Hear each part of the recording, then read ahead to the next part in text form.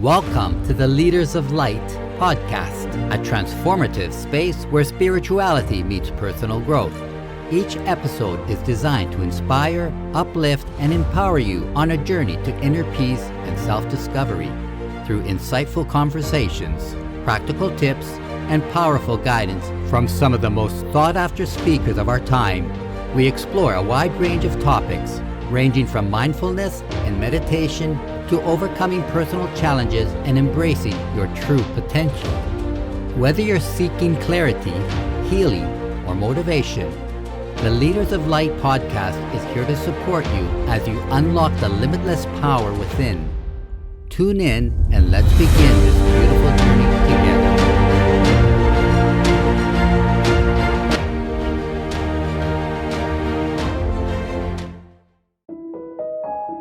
Anthony Profeta is a transformative force in the world of meditation and integrative medicine. His extraordinary journey, from medical student to internationally recognized and professionally certified meditation and mindfulness expert, integrative medicine provider, singing bowl specialist, and sound-based therapist, has earned him the title the Mozart of Sound Meditation and being recognized as the #1 U.S. Sound Therapist of 2025 by the prestigious Evergreen Awards.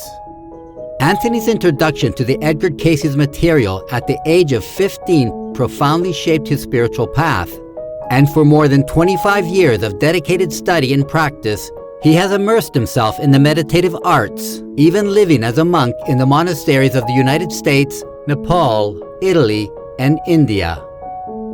He considers himself deeply blessed to have studied under renowned teachers such as Jack Kornfield, Sharon Salzberg, Lama Zopa Rinpoche, and His Holiness the Dalai Lama. These profound influences, combined with his medical background, has inspired Anthony's unique science meets spirit approach to wellness and holistic living. In 2024, his life came full circle when he was contracted as a holistic health and integrative medicine provider, offering sound-based therapy to cancer patients in major hospitals and traditional medicine facilities throughout Florida. Anthony's work bridges the gap between spiritual and the scientific. His whole-person approach to healthcare, coupled with his collaborative work in conventional medicine, opens new pathways to healing and well-being.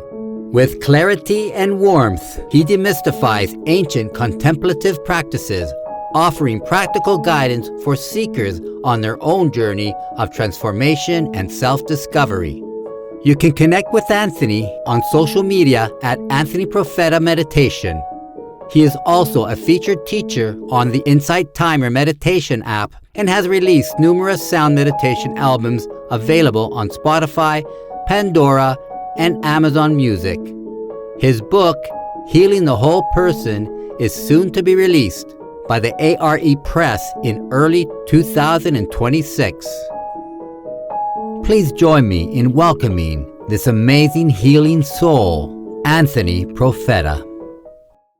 The work that you do and the podcast called Leaders of Light, and I see you as the leader of light, the work that you've done, and you were voted best therapist in 2025. I was, yes.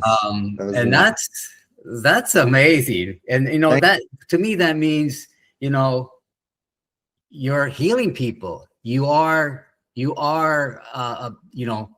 leading with your light. You're bringing your gifts to people, and it's I want to know it during this interview how that's happening. But even before that, I'd like to know, how did this start for you? Well, that's a very interesting question. Everything that I'm doing right now is not anything I ever imagined when I was growing up or as a child. Love it. That I would be in this field or doing this sort of work at all. I always had a deep yearning to be of help and service to people, though. Something really strange, and I don't often share this with people, but when I was very, very young, and I'm talking like 4 years old, from the beginning, when people would say, "Oh, one day you're going to grow up, what would you want to be?" I always said I wanted to be a priest, and I used to believe it or not, when I was that age, like 5 years old, I used to perform mass for my like mother and my sister, and I with like Ritz crackers and grape juice at like 5 years old. So I think like coming in, I came in with like some past life Ritz memory. crackers, that's so adorable. Some past life memory that maybe I was carrying over with that. But eventually, hormones kick in and all these things. And right from there, I went from, okay, I guess maybe not a priest to a doctor. And I that's how I thought I would be serving people. And that was the trajectory that my life basically took. Like I never went, through like kindergarten or your teenage years thinking, oh, I want to be a baseball player, or I want to be this, or I want to be that. It literally was like priest, doctor. That was it. That was like my life goal. So there was always, I guess, this soul calling to be of service and help to people in their journey to wholeness and healing. And I went through college and I got into medical school. And so I actually thought I would be serving people in this world as a doctor. But maybe you've heard the saying, we make plans and God laughs. Well, apparently he had a big belly laugh with me, because my life took a 180-degree turn in a totally different direction. It moved from working with medicine to working with meditation and mindfulness practices. And then now, and what you alluded to was the award I got for the #1 sound therapist in the United States for 2025. For 12 years now, I've been working with sound-based therapy and vibrational therapy through the use of singing bowls and tuning forks, not only for meditation in the ways of doing like sound baths for bringing well-being to body and mind, but now I'm also using these modalities in hospitals here in Florida, where they've asked me to come in, and I'm working with cancer patients and people with fibromyalgia and anxiety and depression using sound-based therapy. And I owe a lot of this, honestly, and I say this every time I'm over in Virginia Beach, to Edgar Cayce, because I stumbled upon the Edgar Cayce material when I was 15 years old. A lot of synchronicities in my life have come through books and finding books. Someone will hand me a book, I'll find a book will come into my life in some way. And my father had a home office. And at 15 years old, I used to go into his office regularly, because in his home office, behind his desk, he had bookcases filled with all various books of everything you could think of. I wish he was still around, because I would have loved to ask him how he got involved, because he had books on like weird stuff, like Bigfoot and the Abominable Snowman and all this other like things. But he also had a section on Edgar Cayce. And I never really asked him how he got into it or why. But one day I went into this, I found this book that said the Edgar Cayce, healing or manual for healing. And I was intrigued by health always in my life. So I took it down. And you're probably well aware that in the Cayce books, when you first open it up, there's a little like snippet upon the man and his life, and how he was put under hypnosis, and all of this amazing stuff was coming out of him that's now categorized as the Edgar Cayce readings, 14,000 plus readings that he did. 70% were health readings. And when I'm reading this stuff, I'm like, this is so fascinating. This man's life is so intriguing that I went, at that time we had bookstores, that I went to Barnes and Noble and Books A Million, and I scoured their shelves for any books I could find on this guy Edgar Cayce, and I took all of them and went back and started at 15 and 16 years old, really taking a deep dive into the material. And it's really because of him that I began to really try to figure out what this meditation stuff is all about. And also reading through these books and these texts, there was also one that his material that I was inspired by Kevin Tedeschi, which was about vibrations, because the Cayce material is loaded that everything is vibration. All life is vibration. All life comes from one vibratory force, and everything is just like a vibration off of that vibratory force. And so a lot of his work was about bringing the vibrations of ourself and our body back into a more healthy or holistic state. And he didn't also only recommend chanting, like, the vibrations of chanting. Some of the ones that he, most well known by him might be the Ari Om chant, but he also recognized that the Om chant, which the Indians used. And I mean, Edgar Cayce, we're talking about the late 1800s, died 1945. He wasn't Googling Eastern wisdom.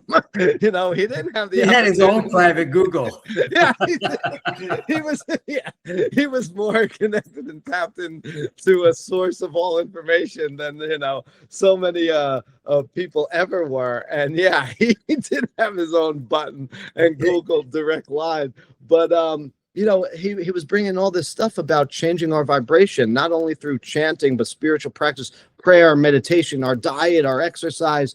And also a lot that he was talking about were music and instruments.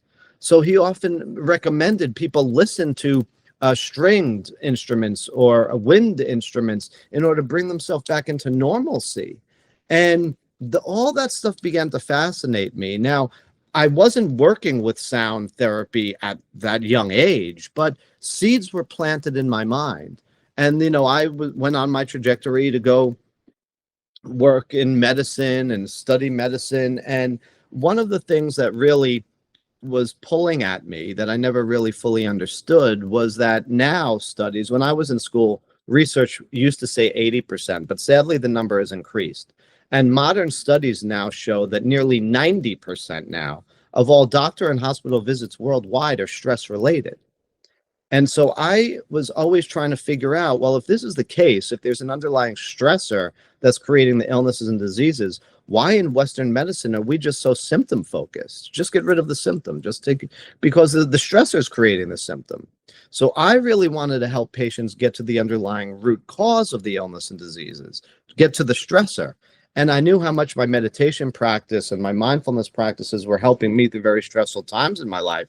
So I began to start saying, I want to focus more on that.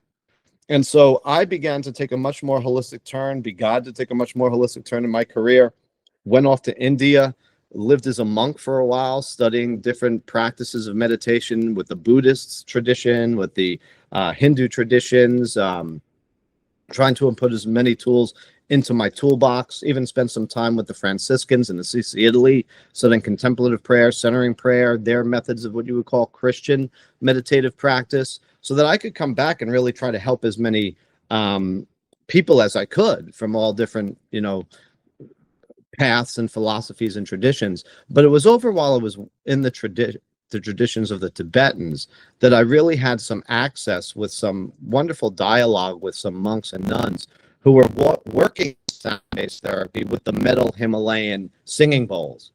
And so I started going down rabbit holes with that and really getting involved with understanding how this stuff works from a Tibetan medicine, Eastern medicine perspective.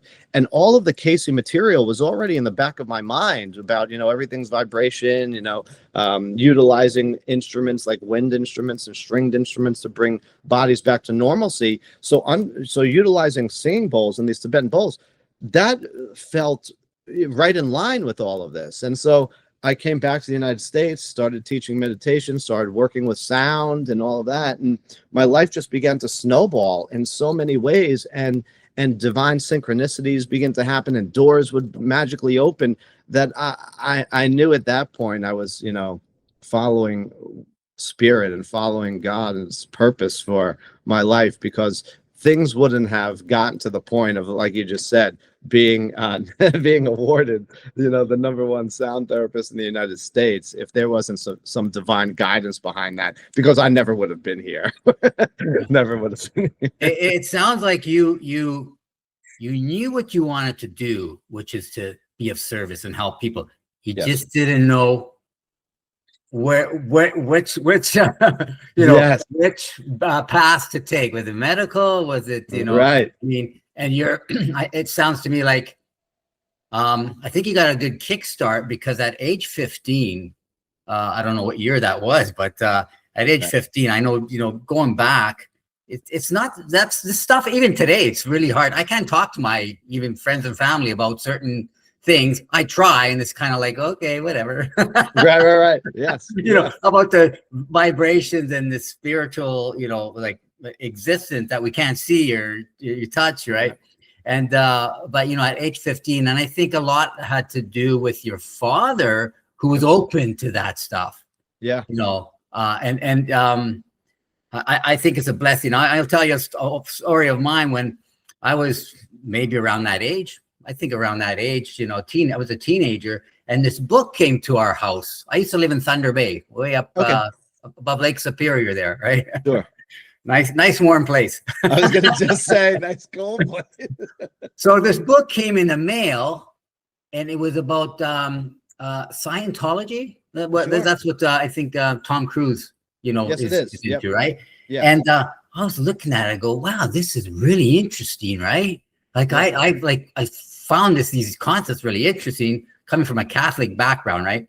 Yeah. And I showed my older sister, who's like 10 years older than me, and she goes, no, we don't believe in this stuff. This is like taboo, right? And I go, evil stuff. Get rid of it, right? But then fast forward, into the very far future, because I think maybe it was 25 years ago I accepted reincarnation. Okay, sure. I was thinking like, reincarnation, like, what is that possible? Like, and like, and I kept, I think in 2025, after my mother passed on, like I really was playing with my spiritual awareness, and really expanding from there. And I also was interested like in the sound vibration. I used to listen to Sounds True. I'm sure you know. Oh, Sound sure. True. No, I very listened well. to every one of their speakers, right? And there was a lot of people Sure. talking about sound. They ordered so many different, tapes and stuff. I even have behind me, I got actually 8, so 7 crystal bowls, not as big as yours, like these giant ones that are sound is amazing. But they're the smaller bowls of each chakra. And I also have one that was given to me is probably the biggest one. It's about it's looks like a 15-inch, 16-inch, whatever that. Okay. That's a good size. Yeah. Yeah, and that was for the sacral chakra. And I just fell in love with that sound. And people that hear them for the first time, it's like, what the heck is this? Yeah. And I think it's more than the sound. And I'm sure you can resonate with this. It's the vibrations that are waking up stuff inside you. You're spot on with that. Yes, you're right. The sound vibrations, these energies, they don't only, like if you play a singing bowl and someone's in the room, the sound waves don't only move like over and around them. Sound waves will move directly through your body. And this isn't like new age mumbo jumbo. This is scientific truth. Because we use sound waves every single day in hospitals to cure illnesses and diseases by moving sound waves through the body. And how we do that is with a device known as an ultrasound machine. Now, an ultrasound machine is usually just a probe, or they have pads as well, but it's typically a probe that the doctor holds and puts over the body. And the only thing an ultrasound machine can do is send out sound waves. That's all. That's all it does. It just sends sound waves out of it. Now, we don't hear the sound wave coming out of the ultrasound machine because it's very high vibrational. It's beyond the range of human hearing. Humans have a small range of hearing, only 20 hertz to about 20,000 hertz. And that decreases with age and time or disease or trauma or illness or anything like that. So but a really good, person who can hear perfectly only hears up to 20,000 hertz. Anything above 20,000, they term ultrasound because we don't hear it. So it's beyond the sounds we hear. So ultra meaning beyond or above. And so, but we know that there are sounds we can hear. I mean, dogs hear a larger range of sounds than humans do. Bats, dolphins. If we blow a whistle, like a dog whistle, many people would say the whistle's broken. They wouldn't hear anything coming out of it. But a dog would hear the sound of the dog whistle and come running over. So we know that everything makes sounds. Anything really that moves or vibrates makes a sound. So these high vibrational sound waves coming out of an ultrasound machine, they will pass through your body. So sound wave energy will literally pass through you. And if you have like a gallstone in your gallbladder, That's one way a doctor will actually try to heal you of that illness. They pass these high vibrational sound waves through the body, and then they hit the stone that's stuck and being held in your gallbladder. And if they find the right frequency, this high vibrational energy shakes up the gallstone, breaks it apart, and then that residue can pass through the gall ducts without any surgical intervention needed. So this goes right into what you just said about the sound waves shaking people up. So when you play singing bowl sound waves, those sound waves also will move directly through your body. Now, from a spiritual dimension or spiritual philosophy and tradition, many people believe that we have energies that get stuck in the body, that get held in the body. They might get stuck in our energy centers. Cayce called them the spiritual centers. Most Eastern traditions call them the chakras. And sometimes those chakras can hold energies like grief. Definitely gets stuck in the heart chakra and can throw the heart chakra out of balance. So if you're grieving, usually your heart chakra needs a little bit of alignment. Fear, they say, is one that affects the root chakra. And so if you're holding energies in your body, and really think about, before I continue on, even what a gallstone is. So when a doctor tells a patient you have a little piece of matter that's stuck in your organ, now fundamentally, from a scientific truth, all matter is illusionary. Matter's not real. From a scientific perspective, all matter is nothing more than an energetic vibration. According to science, everything in this universe is nothing but energy. And Albert Einstein said the denser matter is, the slower its vibrational rate is. So that's why a rock is more dense than a leaf, is because its vibrational rate of energy is much slower, giving it a solid, more dense form. You could think of it like with water. If I have, right now I have this bottle of water, but it's liquid at room temperature. But if I want to make it solid, I need to slow down its vibrational rate. And once I do that, it becomes a hard chunk of ice. So the denser a material is, the slower its vibrational rate is. So when a doctor tells a patient that you have a little piece of matter, a little stone stuck in your organ, they're fundamentally telling them from a scientific truth that you have an energy stuck in your body. And we need to send sound wave energy through to push it out and break it up. That's literally what they're doing, using ultrasound sound waves to break up a gallstone. They're using an energy to break up a stuck energy. Now, from a spiritual perspective, the singing bowls, when they move through, they believe that they can break up, push out stuck, stagnant energies that you have held in your energetic body. The same way physically, the ultrasound machine is breaking up the stuck gallstone. And so as the singing bowl moves through you, it can begin to shake up and push out energies that you have held in your energetic body, making people feel restless, making people feel nervous, making people feel uncomfortable, making people feel pleasant, making people have a cathartic release. Sometimes I'm working with sound on somebody, and all of a sudden they start crying. They have this emotional breakthrough.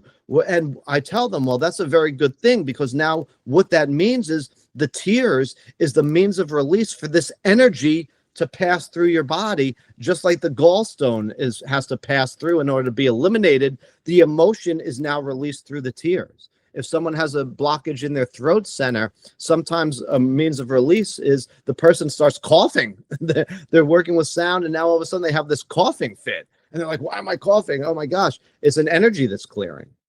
And, sometimes we're unaware of what the sounds can be bringing up. But sometimes you're in a sound bath and people get like really nervous or off-putting by a sound.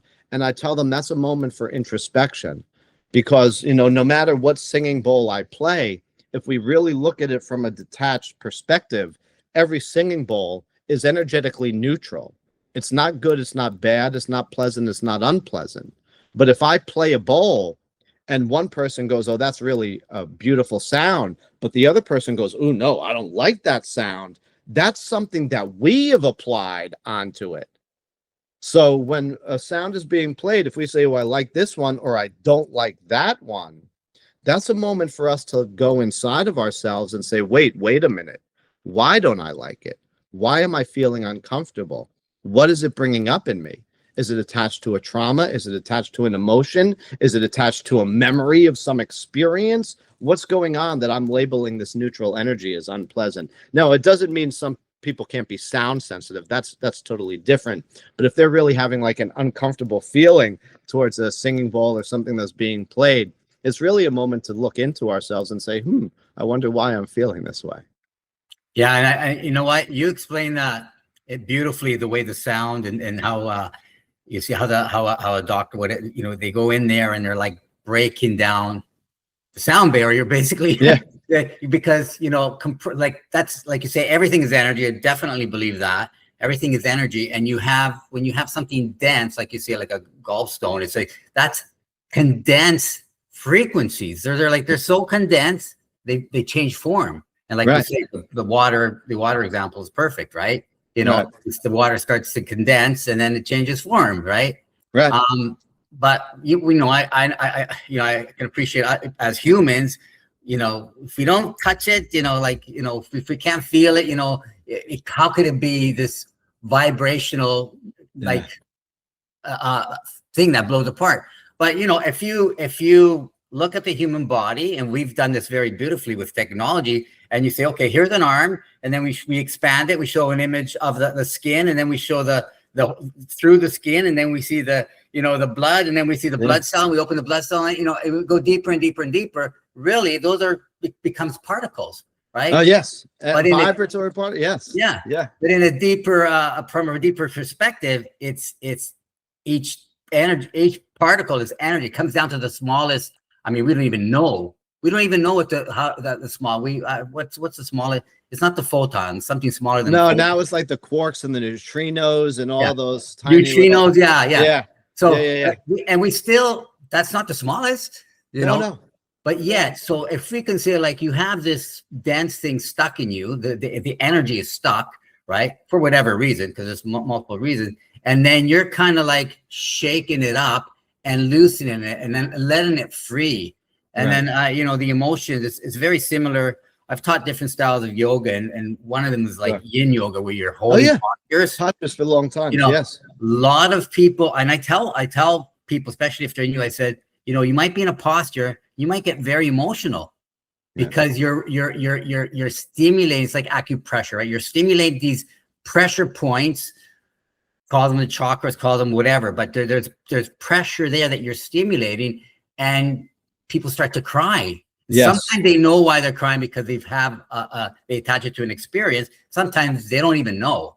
Right. And I can't tell you how many people I know that became yoga teachers after experiencing this episode of getting emotional. Right. My personal teacher, one of my teachers, said that happened to her, and she was so upset because she couldn't understand. She goes, "What happened to me? Why did I start crying?" She hated her first class, but then she got so interested in that experience, she kept going back to find out what the heck. So it's just so interesting. And like, there's so many questions I have for you, like, as you're talking there with, like just the sound. So you're saying that the medical community are actually using these procedures, using the ultrasounds as a form of healing? Yes, they are. So, and this isn't something new. This has actually been going on for decades, where they've used sound waves to pass through the body to break up things like gallstones or kidney stones. But what is happening right now that is new is it's called histotropy, where they're actually using high frequency localized sound waves off of an ultrasound machine to actually burn up and break up tumors. So they're actually using it now experimentally with helping people with cancer.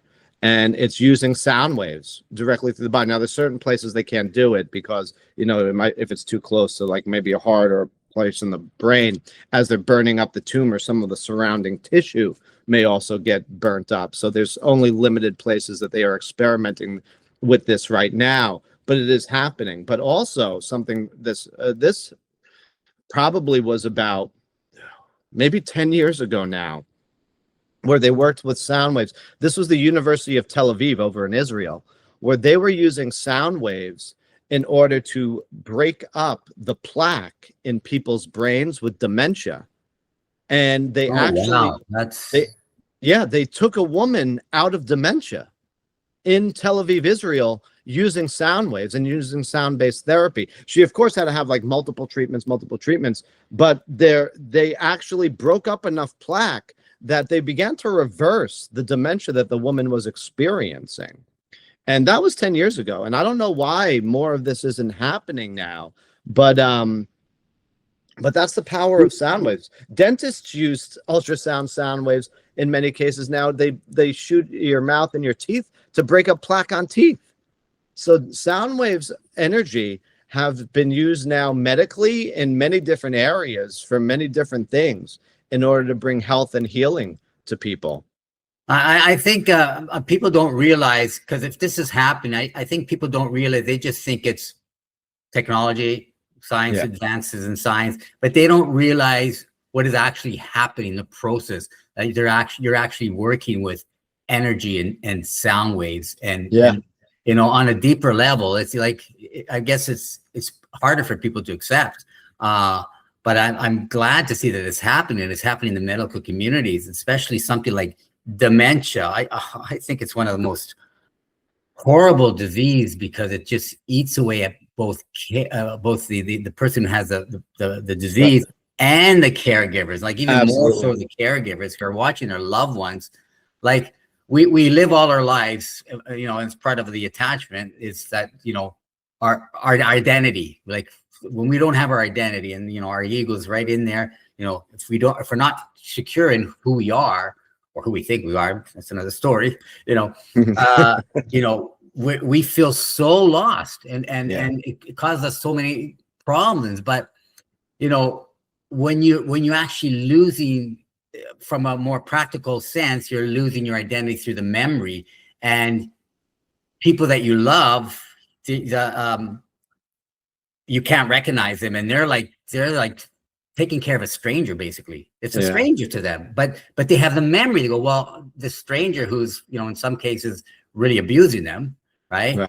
You know, because they're not well, you know, and they're saying, but I'm still caring for them because of who they were, but they're not that person anymore. So it's a really, I think it's a very, very challenging disease for both sides. One, for fear the person loses their identity, the person who's experiencing the disease, and then the other for people just, you're watching your loved one fade away, in a sense. Fade away. You're it's like looking at somebody else's life, really. Yeah. You know, I mean, I've, you know, my mother had dementia, but then she passed on with other things. Like, so she didn't really go full blown. Okay. But I had just a sample of that. And then I heard stories of people that go through that, and I just can't imagine. Yeah. You know, like I personally, I think that's one of the worst disease. But having the hope that there's some cure for that, right? That like through sound waves, like, you know, multiple treatments. I'd rather go through multiple treatments of sound waves than chemotherapy. You know, you know, we're getting everything else destroyed. So the sound wave is like. So the question I want to ask you is are they at a place at any level where they can actually pinpoint? Because I know, like you say, you can just play a sound, and then just wherever it goes, wherever it's needed, the body will take care of it. It's kind of like I'm certified in Thai massage, and we don't heal anybody in particular. We just we just work all the meridian lines, right? And we bring soothing to the body, and however the body takes care of itself. From that, it'll rebalance itself. So if you're using sound waves, I think with the crystal balls, it's more like, you know, it's just taking what it needs, and it's you're affecting the whole body. It's holistic, affecting the whole body. But have they come to a point where they can say, okay, there's a problem, like you say in Tel Aviv, they had, you know, there's a problem here in the mind. Can we break this down? Like is it more? Is it come to that point or not yet? Not fully. No, especially when we're talking about sound-based therapies and sound modalities like singing bowls and stuff like that. That is more of, as you just mentioned, a holistic thing. But what it's doing is it is affecting specifically in from a physical dynamic. I'm not talking about the spiritual dynamic right now. I'm just talking about the physical dynamic. It is affecting your nervous system, and specifically, they have done studies that it shows the singing bowls and these sounds seem to be stimulating and affecting the vagus nerve. Now, the vagus nerve is the longest nerve in the body. It goes from the brainstem all the way down and shoots out branches to every major organ system, to like the heart and the lungs and the digestive system and so on. And so the stimulation of the vagus nerve by these sounds of the singing bowls begins to lower heart rate, begins to lower respiratory rate, and literally begins to shift the nervous system out of the stress response, moving it out of the sympathetic part of your nervous system, which is your rest, digest, fight or flight, and turns on the relaxation response by shifting you into what is known as the parasympathetic nervous system, which is your rest and digest. So there are studies that are showing that singing bowls, are able to do that. Singing bowls also have been shown to shift brain waves out of the beta and into the more relaxed states of alpha and theta, which theta is like a deep rejuvenative brainwave state. But in terms of like saying, okay, your kidney is diseased, what's the frequency that can help bring that back to like a healthy, resonant vibration? That's something that no, we don't have really that, at least from any of the real research I've seen, something that's very specific like that. There is some research, promising research, that looks like, coming out of Europe, and one in London, where they did show that very high frequency, but the singing bowl can't do this. Again, it would be ultrasound sound waves, and I'm talking like 111,000 hertz, seems to break up leukemia cells specifically. So it seems that maybe they are finding resonant frequencies of some diseases, but we're still a little, behind in regards to that sort of information. Yeah. So what would you say there's some resistance in the medical community? Because I think sound technology has been going on for a long time, right? Long time. Even before Edgar Cayce was, talking about, but he was talking about it from another place, from a higher place. But, basically, sound, how much does sound cost, right? The instrument might cost something, but, but compared to these complicated medical apparatuses that we have, like, you're cutting into a big part of the market there, like, so that's something that they really want. Right. And that's a very, very good point. And you did bring up, way before Cayce said that the Egyptians were using sound-based therapy, and they were using vibratory forces through chanting and through instruments and stuff to bring well-being to a body. In the Temple Beautiful, when they were helping to create a more perfect body, or doing like spiritual surgery, they were using, in some cases, sound and vibration to do that. So sound is not anything new, but you're right. There's not, I'm sorry to say that, the powers that be make a lot more money off of giving somebody a drug that they have to take for the rest of their life, rather than spending billions of dollars on trying to find research that will cure them, like that. And so also, I mentioned in the beginning of this talk that I was bringing these modalities into certain hospitals. Now, if it was up to the hospital to fund it, I don't believe that they would be in the hospitals. Specifically in the ways that I'm in the hospitals, it's been funded by donors. So donors who went out into these holistic areas and have found benefit from certain modalities like acupuncture, sound-based therapy, and other such, alternative, integrative, holistic modalities, have brought these into the hospitals that I'm in. But, if this was a program that maybe the hospital had to pay for out of their pocket, I don't think sound-based therapy would be in there. But it's not just hospitals that I'm in.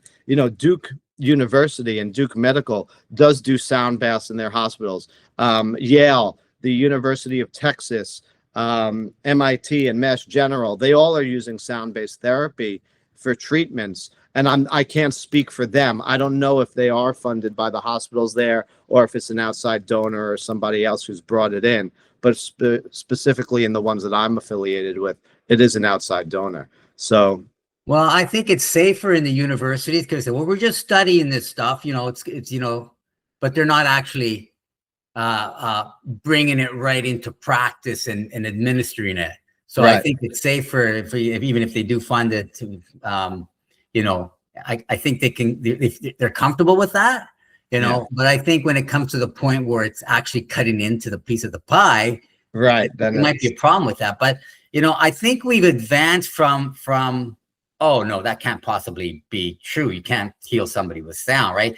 To oh, well, you can heal somebody with sound, but we're still playing with it, and it works. It's not nothing too serious, that we'll take seriously right now, right? So they're kind of like open to the point where they don't have to resist it, but at the end of the day, are they really putting it into practice? Are they really putting their funding into the research? Right. I think if they put the funding into the research and you got more people aware, and from another perspective, you have this collective consciousness feeding into that energy, then, like Edgar Cayce says, mind is a builder. We actually we're creating everything we've got, really, right? Yes. Yeah. And we're starting it, as mini creators ourselves, as part of the bigger source. We can create through this thought energy, through this, through these frequencies, right? Yeah. Hard to digest, but it's coming. It's coming. I want to know your experience at an early age going through this. How did that affect you? Like, did you get resistance from friends and from family? Say, well, don't you want to be a doctor? Like, did you mention you wanted to be a doctor, right? Yeah. I got everything you could think of. Once I decided to go more holistic in my career and actually leave behind traditional medicine, people thought I was crazy. People thought I lost my mind. Like, what is this guy doing? He's leaving medical schools. He's on the road to become a doctor, probably make hundreds of thousands of dollars paycheck, have a beautiful house, white picket fence, dog in the yard. And he's throwing that all away to go walk a path of yoga, meditation, and this woo-woo stuff. Like there's got to be something wrong. Oh, he must have had a nervous breakdown. like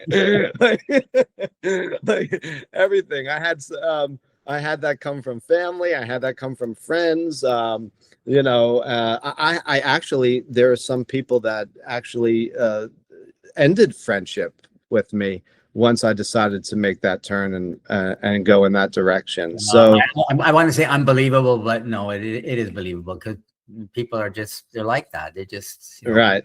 Yeah. And so, but it shows you who your friends really are, because, there's a great group of friends that I'm still, very, very close with, that I was in medical school with, that they're now practicing doctors all around the United States.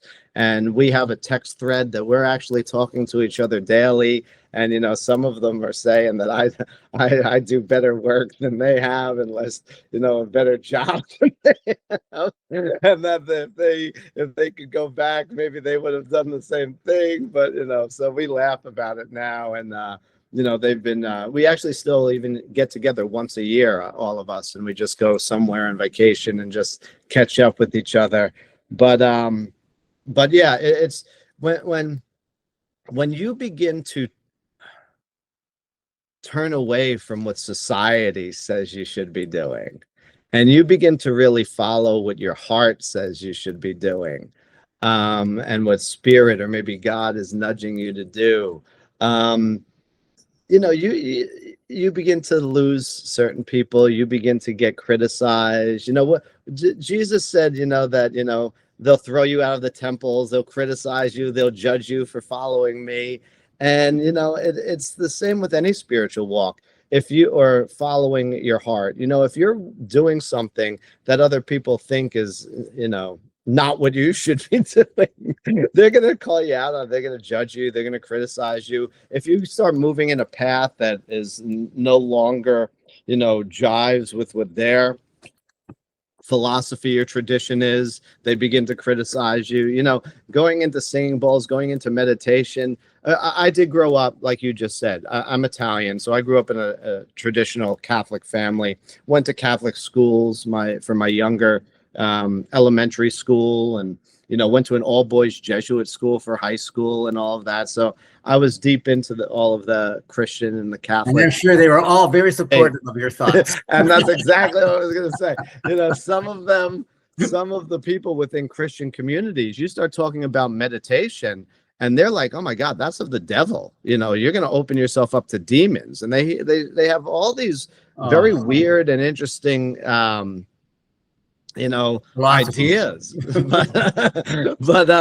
But yeah, you begin to be criticized for that. You begin to, but you eventually develop thick skin, and you realize that, first of all, Jesus or Buddha couldn't please everybody. So I know that there's no way I'm going to please everybody.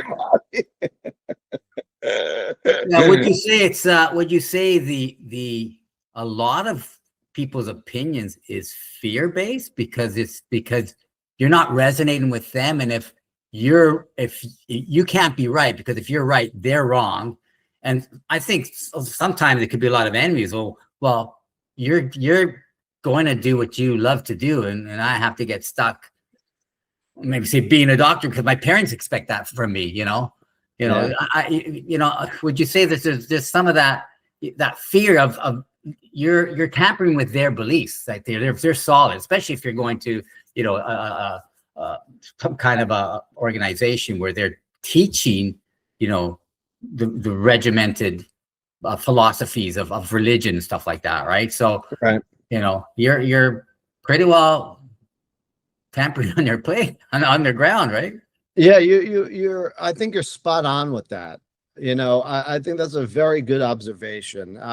People begin to criticize and judge what they are fearful of, and I think you're right that if I'm following this path, and wait, if Anthony's right, then maybe what I believe is wrong. It shakes their whole foundation, and things start crumbling for them. Not that it has to. I mean, I've walked many different spiritual paths. Like I said, I went to live in Buddhist monasteries. I was a Buddhist monk for a while. I lived in Hindu ashrams. I went to go stay in a Franciscan monastery for a while. And I began to see, a thread. I began to see a uniting thing. And parts of Buddhism allowed me to understand Jesus so much more. And, there's been so many, you begin to see things from different perspectives, and, certain words of the Bible begin to open up on a new layer when you have a maybe Eastern approach to it. And so I understand why people get afraid. I understand why people, have this idea of, oh my God, what does this mean if everything that I was believing my whole life now might not be right? I get how that can be a blow to their psyche, but the only thing that we could do is just be true to ourselves. And I love this. I've always loved this quote by St. Francis. I love St. Francis in general, but he once said, go out and preach to his brothers and stuff. He said, go out and preach the gospel, but only when necessary, use your words. So what that means is just be a light through how you're living. And, if your life is filled with kindness, is filled with love, is filled with compassion, is filled with all these things, how can people criticize that? He was saying, don't go out and try and convert them by telling them you better be a good Christian, you better follow the gospel. He said, let them see and change because of how you are living your life. And so I've always been, an admirer of that phrase, because first of all, I don't want to change anybody, but I'd like to be a light that maybe sparks a light in somebody else. I'd love to be a light that can help somebody realize that there is a light in them and there is a greatness in them that's, beyond anything that they can even imagine. But I'm not going to help anybody by telling them that they should do this or should do that. But if someone gets inspired by saying, hey, look, Anthony just got criticized, but he didn't respond angry. He didn't respond, in a negative way.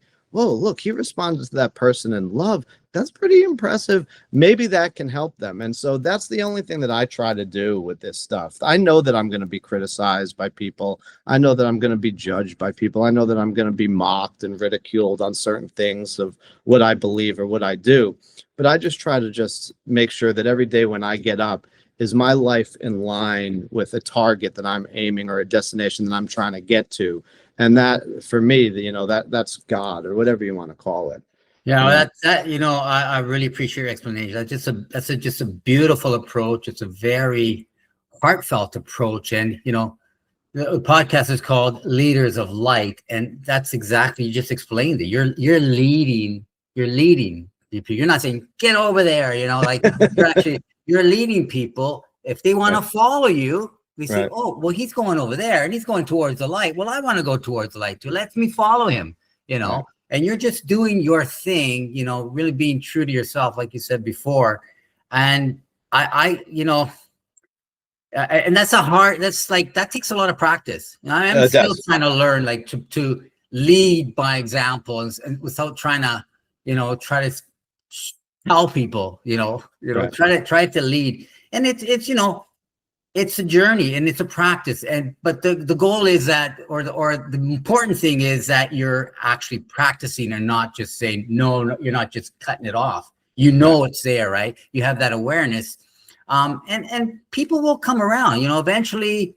It's like you said at the beginning, you said, there were some seeds planted, with Edgar Cayce, and then they evolved. Well, whatever you're doing, even if people don't understand it or don't agree with it, you're planting a seed. Someday somebody else will say something, and you did your part, they did their part. If everybody does a little bit of their part, which is part of this collective consciousness to be of service to humanity, we don't have to do it by ourselves.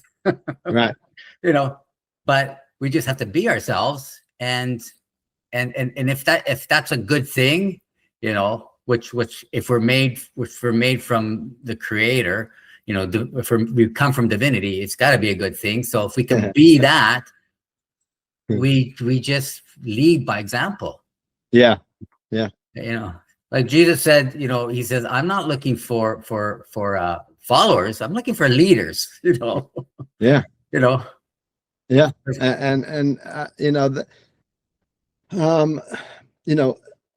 Cayce also in one of the readings said that, every day we should strive to be of service, strive to,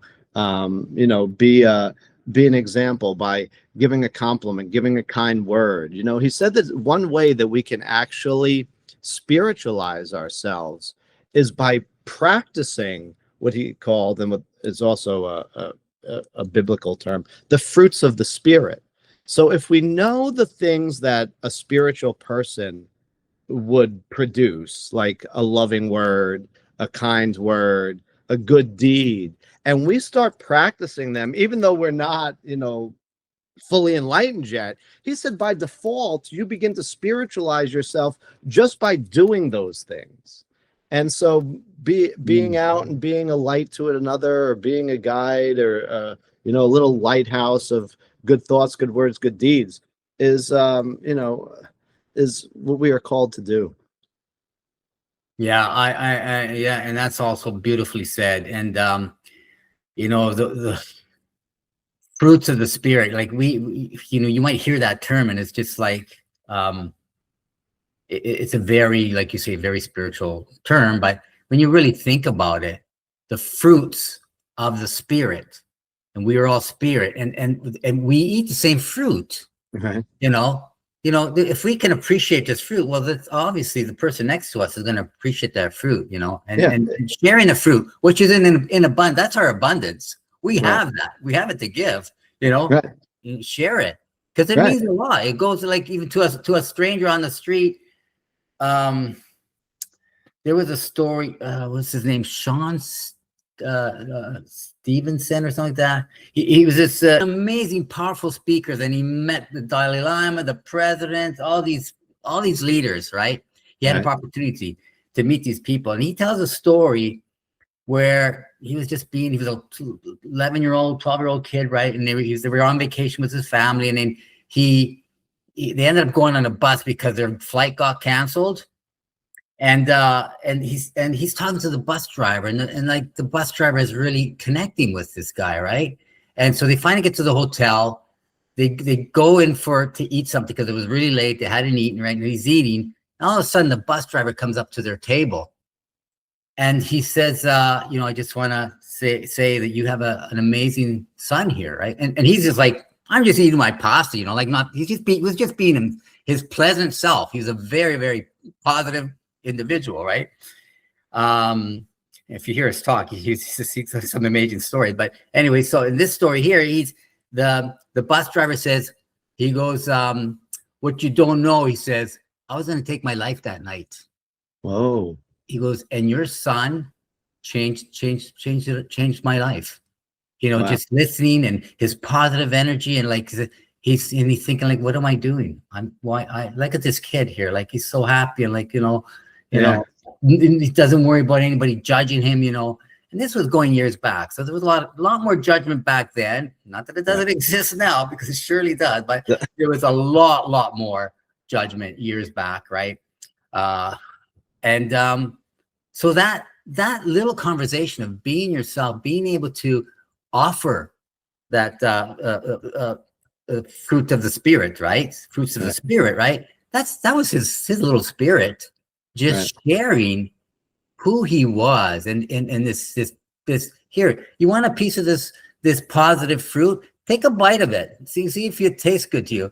And that's what happened that evening. So just it's just amazing how as you said it, just sharing this stuff, and you don't need to do anything else, right? No, you're right. It does the work itself. Like even though people might look different, different skin color, different culture, different nationality, or all this or all that, when it comes to the core, humans, we're all looking for the same thing. We're all looking to be part of something. We're all looking for happiness. We're all looking for, love, and all of these things. That's universal.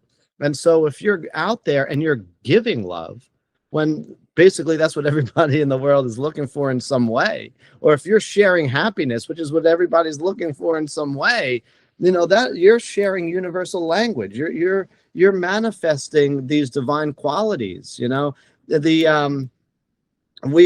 use the term fruits of the spirit, but in the Buddhist tradition, they call like love, compassion, sympathetic joy, loving kindness. They call these things Brahma Viharas, which means the abode of God. So when you're sharing these qualities, love, compassion, even from the East and the Buddhist tradition, they believe that you're manifesting godly qualities on earth. And so, it's a beautiful thing to try to be. It's something that we work at every day. No one's out there probably, loving all the time. We get things that come around in our life. Life is a series of ups and downs, but every day is a work in progress. And as long as we're trying to be, a little bit of fulfilling those things and being, maybe as good or as kind and as loving and as compassionate as we can, that's all that really matters, I believe. Yeah, it's like the teachings of Jesus. The people say, well, you don't have to be Jesus, be Christ-like. Right. Be Christ-like. You don't have to be Christ, right? Right.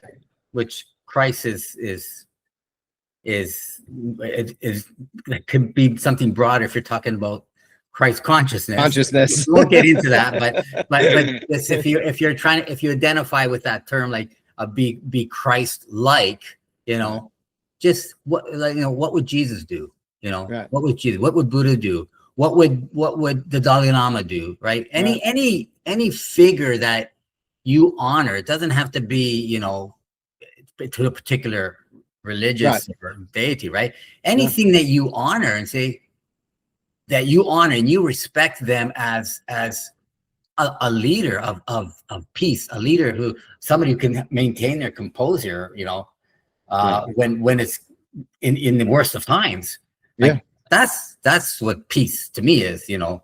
Absolutely. You know, like if there's terrorists and everybody's running around crazy, you need that person who says, okay, guys, calm down. This is what we're gonna do, right? You know, that's a Christ-like quality, or whatever. That's a divine quality, or a quality of true leadership, right? Yes. So what you said, this one thing I didn't know was that Edgar Cayce, who talked a lot about music, I wasn't sure how he promoted that in his readings. Yeah, and you read and you saw that when you were 15, or did you see that later? I probably around that time, 16, 17, as I started really getting into it. I was already musical, so I played the piano, and my father had sent me for piano lessons when I was very young. So music has always resonated with me. Music is, a language that moves my soul in many ways, and it's I've been a student and a fan of all types of music. You know, when I first started out, you know, it was, of course, learning scales and stuff, but then they were trying to teach me more of the, classical, like Beethoven, Mozart, Chopin, all that sort of stuff. So I appreciate that stuff tremendously. But I really wanted to play more of the Elton John, Billy Joel sort of piano style. So, I had that. But growing up in the house, my parents, I used to listen to everything, especially, like Frank Sinatra and the easy listening and Dean Martin and all those sort of people. But, everything else in between, R&B and, Motown and all this stuff. So I had a mixture of music. So I was always a fan of all styles. But so when I started getting into the Cayce readings, and he used to speak specifically about music, that used to stand out to me. And so he very frequently referenced about helping people regain wholeness and regain a more balance in their body and mind by listening not only to, as I said, stringed instruments and wind instruments, so like harps and flutes and, those sort of things, he said would bring their mind back to normalcy. But he often recommended specific music to listen to. So on occasion, in multiple readings, he recommended that someone listen to Pachelbel's Canon by Johann Pachelbel. And that specific piece of music, he said that Johann Pachelbel was in such a spiritual state when he composed that piece that if you listen to it, all of your spiritual centers would become balanced and aligned. Now, what's very interesting about this piece is ironically used and played very often in weddings and wedding ceremonies, Johann Pachelbel's Canon. And so, and there are some people that actually have incorporated into meditation music. I always want to reach out to those artists and find out if they heard about it from the Cayce material. But he actually said that piece, he also said that the piece of music, the Spring Song, would be very, very good to listen to bring you back into peace and balance. And I believe that the third one that he recommended was, I forget if it was the Skater's Waltz or the Blue Danube. I got to go back and look at that. But he also said that piece of music, he said, if you want to get a lot of work done, that you should listen to William Tell's Overture. That's the Lone Ranger theme song. Dun, dun, dun, dun, dun, dun, dun, dun, dun, dun, dun. I started, when I played music, my first thing was an accordion. I used to play that on the accordion. Okay. So he said that if you listen to that in the background while you're trying to get work accomplished, you would get more work done and get it accomplished faster by listening to that piece of music, because we know that music touches our soul. You could turn on a song and it could move you to tears. You can turn on a song and it totally brings you out of your depression and your sadness and makes you get up and want to dance. You know, so Yeah. music is a very, very powerful thing. And Casey recommended it a lot. It makes perfect sense because the intention of the artist is to create that theme. How am I going to move this? How am I going to get this message across to this person? Right. You know, like William Tell. It's like, Charles, let's go. We can do this. Right, like, you know, how am I going to, I got to get that image in that person's mind. How am I, what music am I going to do it? How am I going to do this? Right. So it makes perfect sense. And, yeah, that's great that there's those specific songs that Edgar Cayce. I'm definitely going to look at those. Yeah, but I'm similar to you. I like all kinds of music. Yeah. I know that people like say, "Oh, I can't stand this music." I like all music, but I can't stand this. For me, it's I like all kinds of music. My daughter, when she was young, she was even in a metal band because she's a singer. Cool, yeah. Right? Yeah. And you know, I didn't like it all, but right. I it's a little bit hard to suggest, but I really appreciated the passion that these, you know, that's what my daughter saw. So look at the passion that they're putting behind their presentation and their words and what they're like, and they're going crazy, right? It looks like put that somebody in the church, I think he's a demon or something. Right. You know, but you can, if you look at the person, he's giving it his all, and he's just like he's basking in his who he truly is in that moment. You know, because I know my daughter kind of like grew up. She always likes classic rocks and stuff like that, but she sings all kinds of stuff. When she studied music, so she sings all kinds of stuff. But music is so moving, and it's huge. I think music has a big place in spirituality. Right. Sound in itself, like a big place in healing. Which brings me to my next question, because you are presenting at the in February. At Edgar Cayce's Awakening 2026 spiritual retreat. So your title is From Flesh to Spirit: The Cayce Path to Divine Awareness. That you know, even if you don't even follow Cayce material, it's like, boy, wow, what's that all about? You know. So can you tell us a little bit more about that? Because I know I'm going to have a little presentation of I'm going to have like a separate little video that's going to be at the end of this podcast, right? And then I'm going to have a combined video of all three keynote speakers. So wonderful. Yeah, that's fantastic. So this separate little video is going to include basically your dialogue, your description, basically of what you're going to do. But if you can say in your own words what we can expect and look forward to. Absolutely. Yeah. It's an honor for me to be able to present for you guys in February at the Awakening to Our True Selves conference. But yeah, this flesh to spirit, Cayce's path to divine awareness. You know, Cayce said that all of us were created as spiritual beings, every single one of us in the beginning. And in the beginning, we knew our oneness with God. But now we find ourselves here in this world of materiality, in this world of flesh, because we have sort of turned away and we followed our selfishness, rather than following, you know, the will of God and the spiritual world and realm. But not that this is necessarily a bad thing, but that, you know, we're here now and we're sort of like stuck. And the purpose, Cayce says, for us is to, when we incarnate, he says that each soul enters for development. And then he said in one of the readings that development is going back towards the higher forces. It's making ourselves one with God again. Mm-hmm. And he says before each of us is a choice, you know, the choice to follow, it's free will, our free will choice to decide to, you know, have a relationship with God or not. But we enter, each soul enters, he says, to complete a cycle, to get closer and get back to the infinite. And usually it takes multiple lifetimes in order to do that. In fact, he said that even the soul of what we now call Jesus or Christ incarnated multiple times through many different people that you're probably aware of if you've ever read the Bible. He said that there's multiple people in the Bible that was actually the Christ soul before it actually finalized itself as Jesus is one again. And that's the journey, he said, of all of us.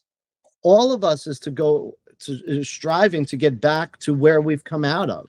So it's like, we were created in spirit. Now we find ourselves here in the flesh, but we're trying to get back to the spirit again. And so we're going to talk about that and ways to move from this world of materiality into discovering our true nature, and ways that we can spiritualize ourselves in this lifetime, so that hopefully we can come to understand our oneness with God again. He actually said, Cayce, when I say he, Cayce actually said that our purpose is to recognize our individuality and our oneness with God. So we are individuals who have, we're like little, droplets of the ocean of God that are now living our life. But what we've forgotten is that we are part of this ocean, the spiritual ocean. And so we'll discuss that and ways to raise our vibration so that we can come to know that and maybe become more aware of how to live from our spiritual self in this world. Many of us have heard the saying that we're a spiritual being having a physical experience, but very often we go through life only caught up in this physical experience. And there's ways that we can, and practices and things that we can do to move through this physical experience more as our spiritual self. And so that's what we're going to be discussing. I know you hear a lot of people saying we're spiritual beings, and they believe it when they say we're spiritual beings having a physical experience. But how much do you really believe that? Right? Yeah. How much you're saying it, but then, like you say, we get caught up. Yes. And we get stuck in the physical. So we just have the knowledge. We have the knowledge that we're physical beings having spiritual experience, but we're not really experiencing the spiritual essence of it. And then the other side of that is you can get caught up in the spiritual side and get spiritual bypass, and you forget, like you said, we are these individuals, right? Right. You can't forget about that individual, because the individual is important. Very important. And what you also have to remember when we're talking about the Cayce material, he said that we're a triune body, or a three-part body. He said we're a body, we're a mind, and we're a soul. And we can't deny any of those, because if you deny any of them, you're out of balance. So if you just want to say, I'm going to forget the physical altogether, I'm just going to be totally spiritual, you're denying the physical dynamic, and you're still out of balance. So you have to remember that while we're incarnated in this world, we're a three-dimensional being of this body, mind, and soul, and we can't deny any aspect of it.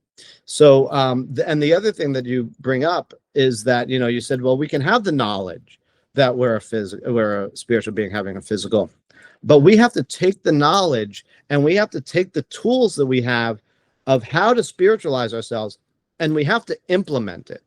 Leonardo da Vinci once said that knowledge is not enough. We must apply. And Cayce was saying the exact same thing.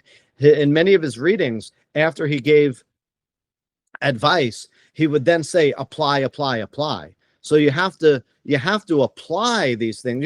If someone wrote to Cayce for a reading on health, and then he told them what to do, but they didn't do it, they wouldn't get cured.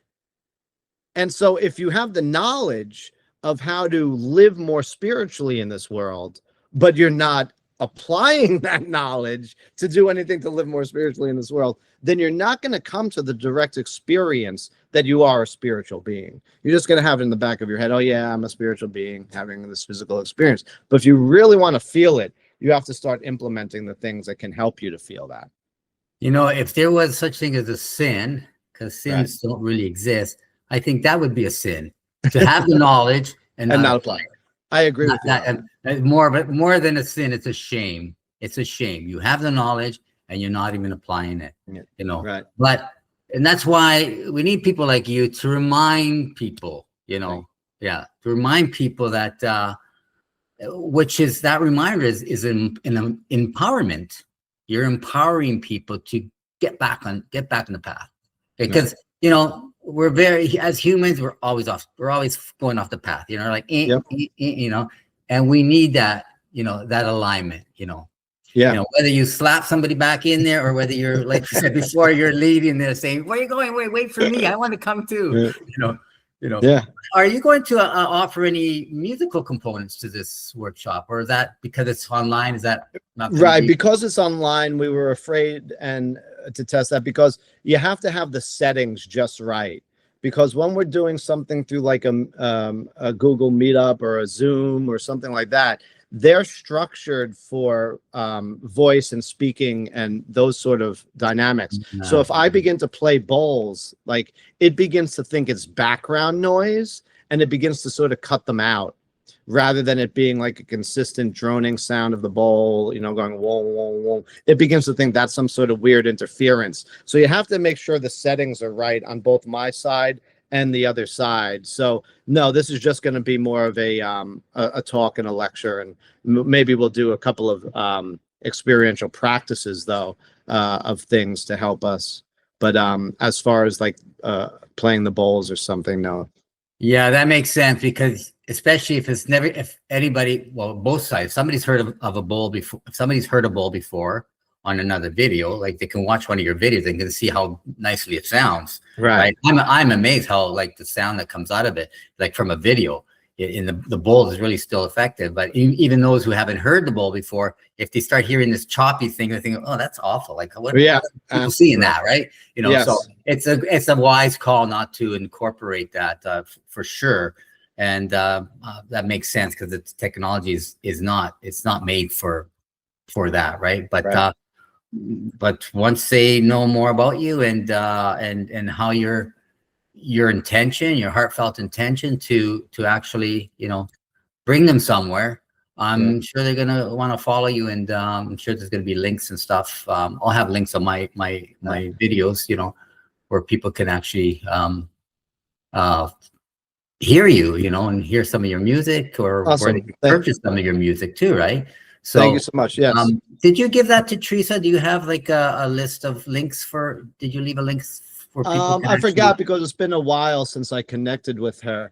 The last time she connected with me was about the ARE actually has bought my manuscript, so they're publishing my book, but that won't be ready. She was hoping it would be ready before the conference, but the release date on that is May, June, so it's going to be much later.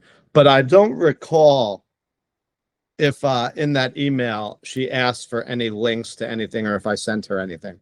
Will it be possible to send me those links? Absolutely. I could do that.